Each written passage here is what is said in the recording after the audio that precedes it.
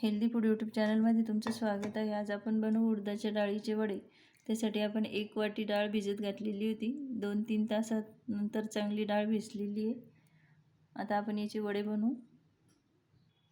आता वडे बनवायसाठी आपण लसूण सोलून बारीक केलेला आहे, कांदा पण बारीक कापून घेतलेला आहे, हिरवी मिरची पण बारीक कापलेली आहे, कोथिंबीर पण चांगली बारीक कापून घेऊ।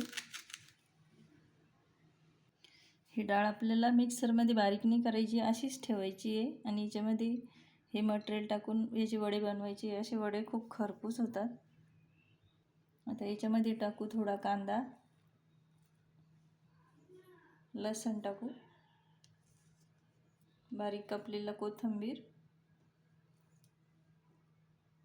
हिरवी मिरची टाकू 4-5 बारीक कापलेली,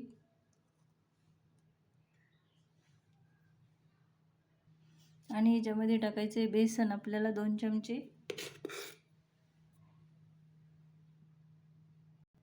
चवीनुसार मीठ टाकू अर्धा चमचा, तिखट अर्धा चमचा, थोडीशी हळद, अर्धा चमचा जिरे, थोडासा ओवा टाकायचा, हातावर चोळून घ्यायचं थोडा।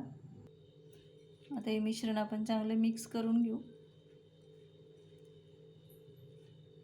आणि थोडंसंच पाणी टाकायचं आहे आपल्याला। थोडंसं ज्वारीचं पीठ टाकायचं म्हणजे वडे खरपूस होतात छान। चांगलं मिक्स करून घेऊ। आता याचे वडे बनवून घेऊ। वडे तळायसाठी आपण इकडे कढईत तेल ठेवलेलं आहे गरम व्हायसाठी। हाताला तेल लावून घ्यायचं आहे आणि अशा पद्धतीने हातावर वडा तयार करायचा आहे।